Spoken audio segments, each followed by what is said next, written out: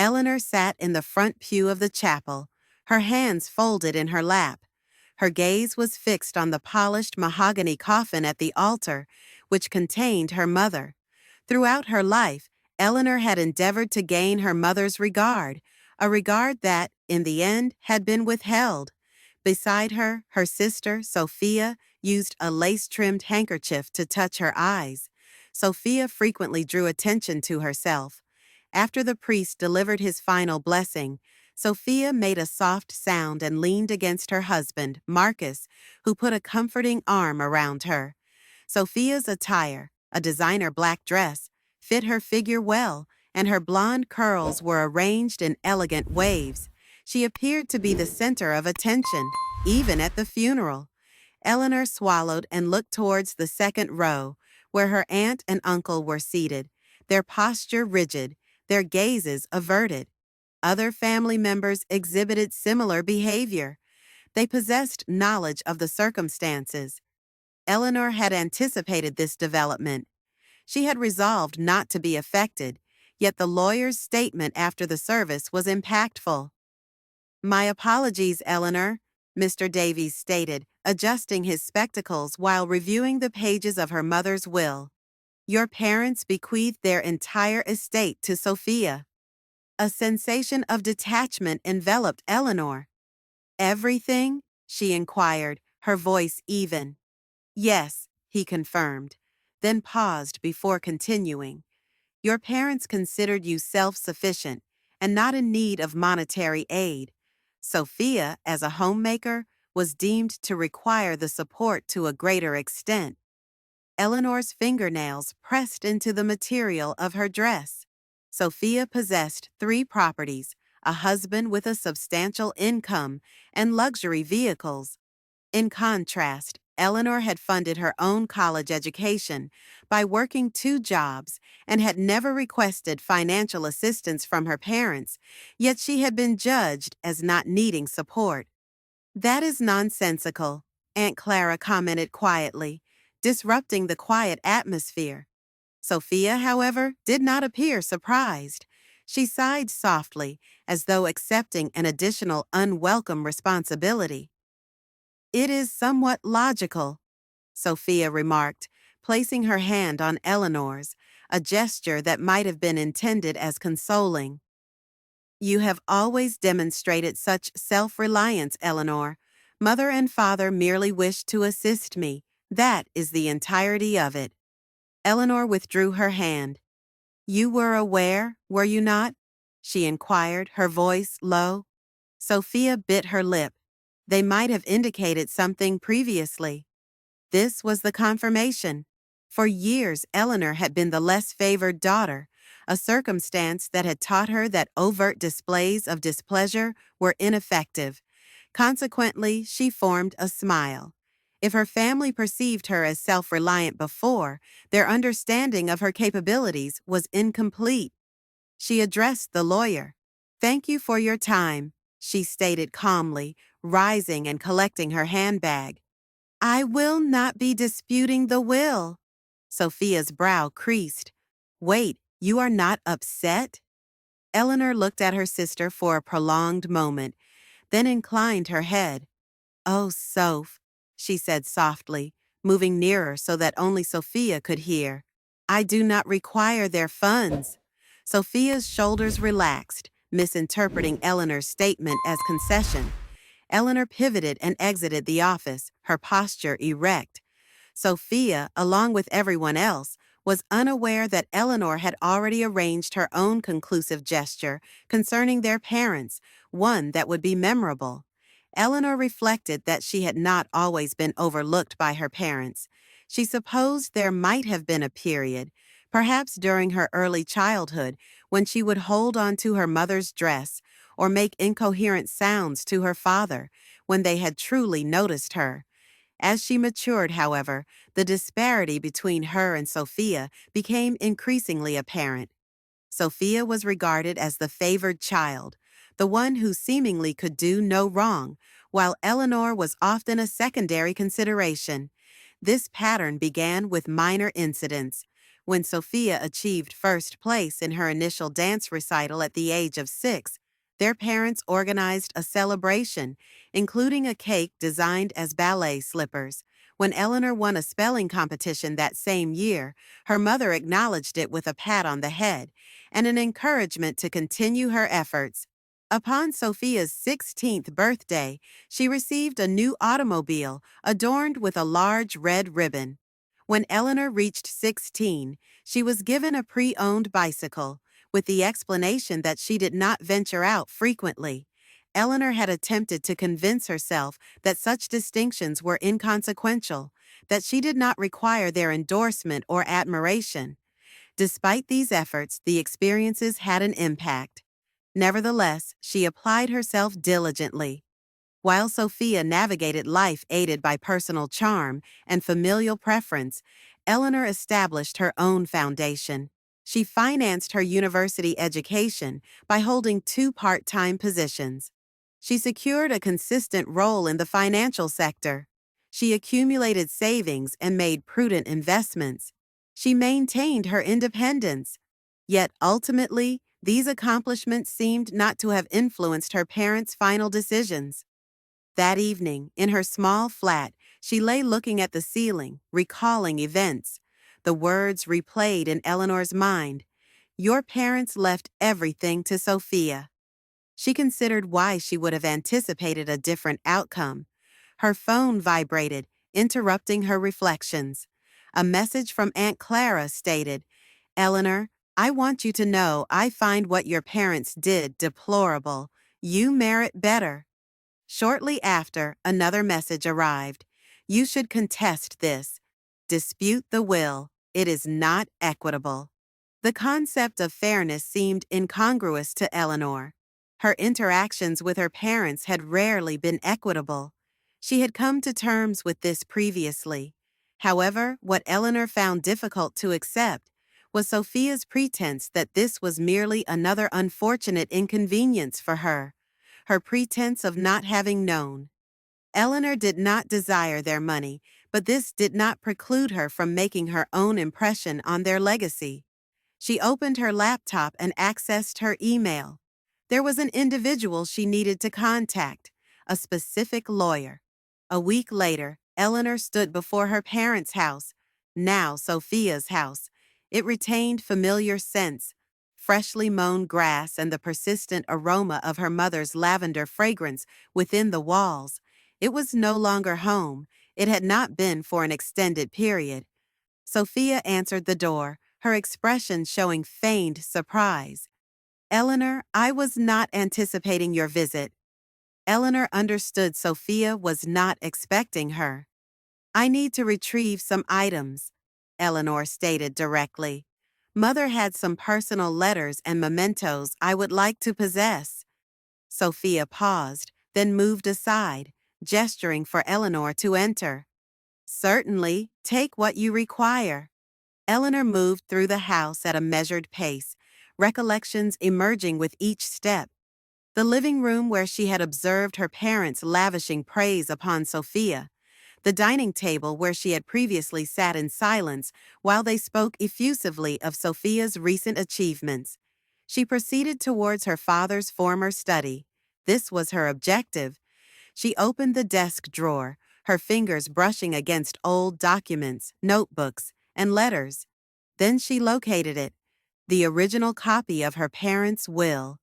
She had previously seen the version the lawyer had presented, but this one was distinct. On the first page was a clause absent from the final document, a clause stipulating that her parents' estate was to be divided equally between Sophia and her. Eleanor exhaled slowly, her fingers tightening on the paper. Sophia had done more than merely accept the preferential treatment. She had altered the will. Eleanor turned, her heart rate increasing. Sophia stood in the doorway, her arms crossed. You were not meant to see that, Sophia said, her tone composed, almost indifferent. Eleanor looked at her, anticipating an explanation or a confession. Instead, Sophia shrugged.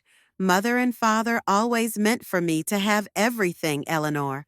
I simply ensured their desires were correctly executed. Eleanor's feelings towards her sister intensified. She could have expressed outrage, could have initiated a confrontation. She could have gone directly to a lawyer and revealed Sophia's actions.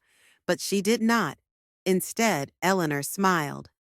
"Thank you for your candor," she said, her voice even. "That is all I needed to ascertain." With that, she left the house, already formulating her subsequent actions. Sophia had made a significant misjudgment. She believed Eleanor would overlook this. She believed Eleanor was the same person who had consistently been disregarded. Sophia was soon to learn the extent of her error. The truth had been located in her father's desk, waiting for Eleanor to discover it. Her parents had planned to divide their estate between Sophia and her, but Sophia had prevented this outcome.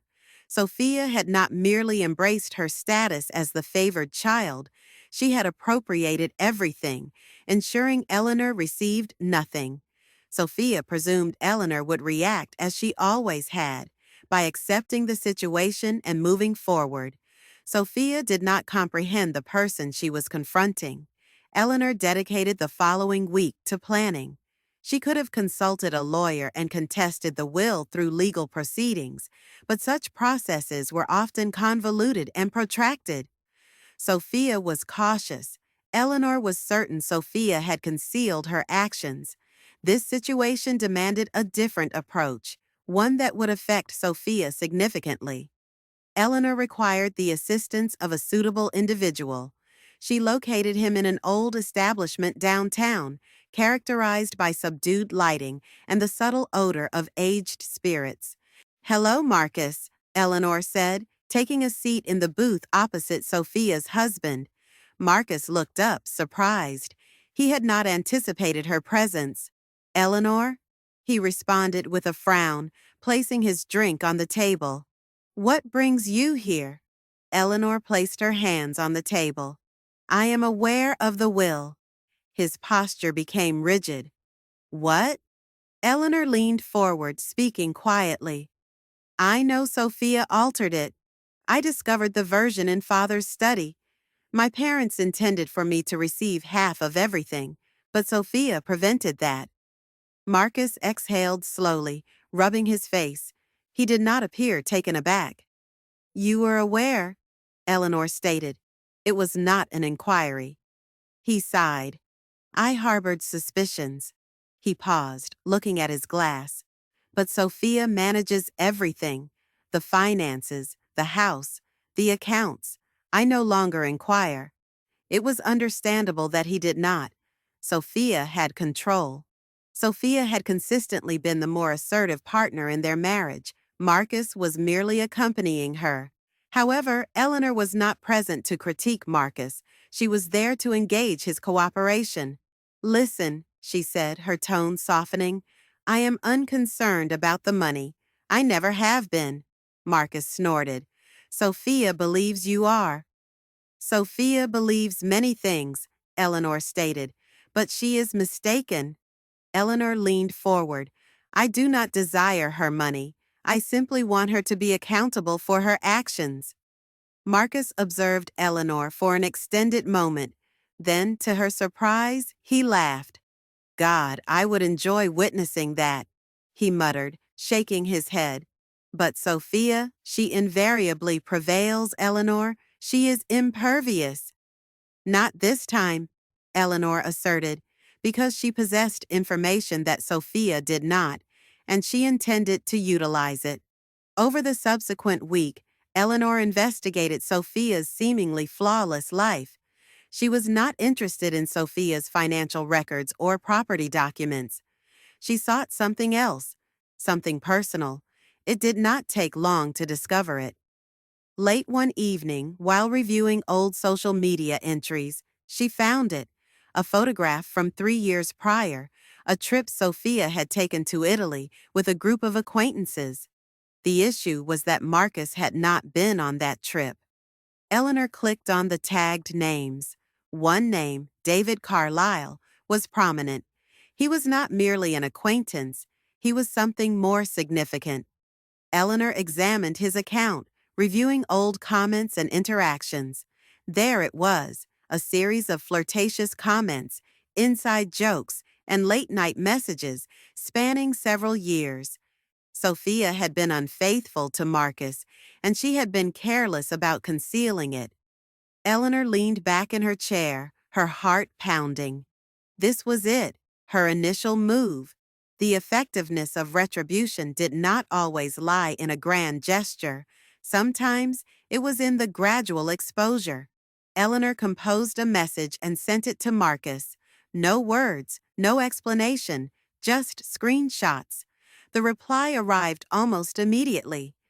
"Where did you acquire these? Does it matter?" Eleanor typed in response. "You deserve to know the truth." A long pause ensued, then, "Meet me tomorrow. We need to discuss this." Eleanor smiled. Checkmate, Sophia. The following evening, Eleanor met Marcus at a quiet cafe situated on the periphery of town.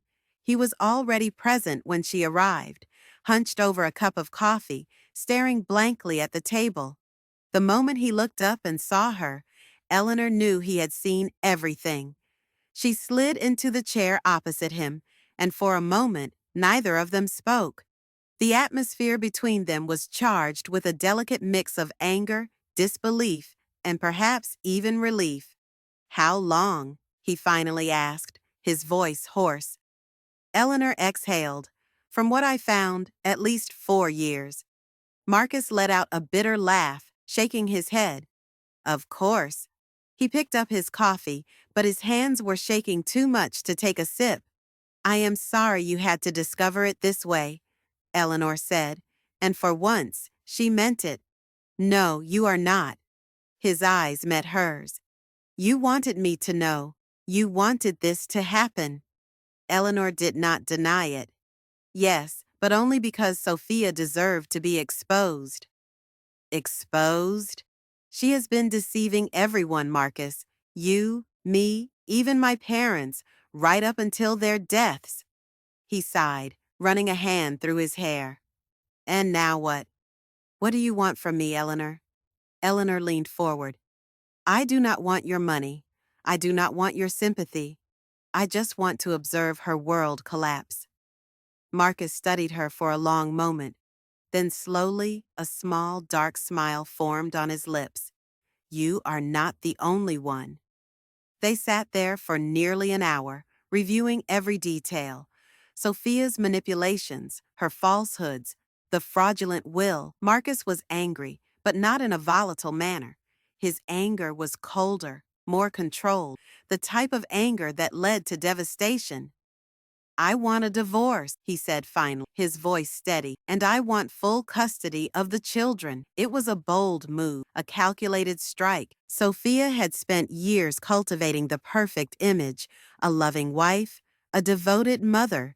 She needed that image, and Marcus was about to dismantle it.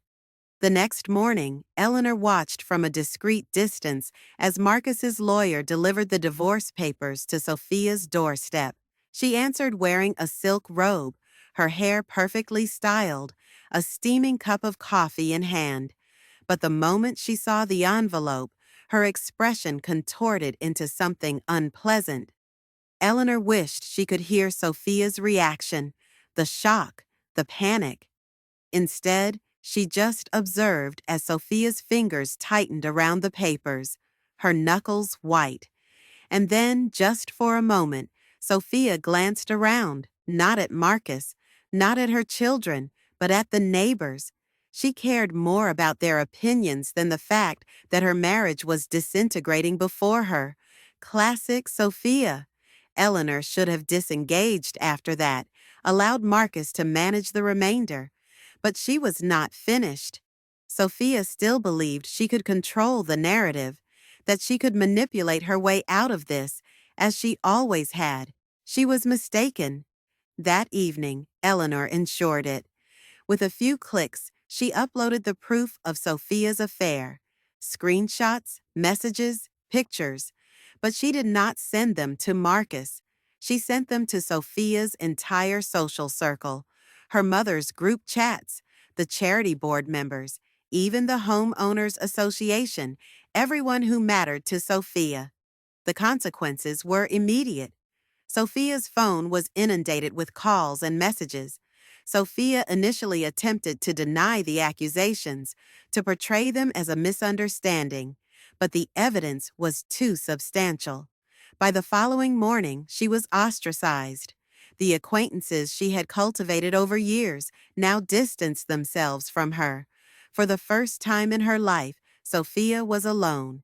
Individuals like Sophia often believe that consequences do not pertain to them. They prevaricate, manipulate, and distort reality to align with their own version of events. They perceive themselves as invulnerable, believing that, regardless of their actions, circumstances will invariably favor them. This time, however, Eleanor ensured that was not the case. A week after Eleanor disseminated the evidence of Sophia's affair, Sophia's situation deteriorated. Her previously loyal acquaintances had severed ties. Other mothers at school spoke about her in hushed tones during drop-offs. The charity board, where she once held a prominent position, had requested her resignation. Most significantly, Marcus had moved out, taking the children with him. Sophia had lost everything. However, Sophia was not the type of person to concede defeat quietly. She still had a final recourse. She telephoned Eleanor at work. Eleanor considered ignoring the call, allowing Sophia to deal with the situation she had created, but a part of her wished to hear what Sophia had to say. Eleanor answered on the third ring. "You ruined my life." Sophia's voice was strained, almost unrecognizable. "No, Sophia," Eleanor replied calmly. "You did that entirely on your own." Sophia let out a sharp, bitter laugh. "You believe you are so astute, do you not? You believe you have triumphed?" "I do not need to triumph," Eleanor responded. "I merely needed the truth to emerge." Sophia was silent for a long moment. Then her voice became colder. "You do not comprehend, Eleanor. You believe you have taken everything from me. Fine, but you had better be cautious, because I have nothing left to lose." With that, she ended the call. A typical person might have been frightened, but Eleanor knew Sophia. She was primarily talk. Nevertheless, Eleanor was not going to lower her guard yet. Sophia might have lost her reputation, her marriage, and her perfect image, but there was still one remaining asset: the house. Eleanor did not require the money, but she did need to complete what she had initiated. So she called Marcus.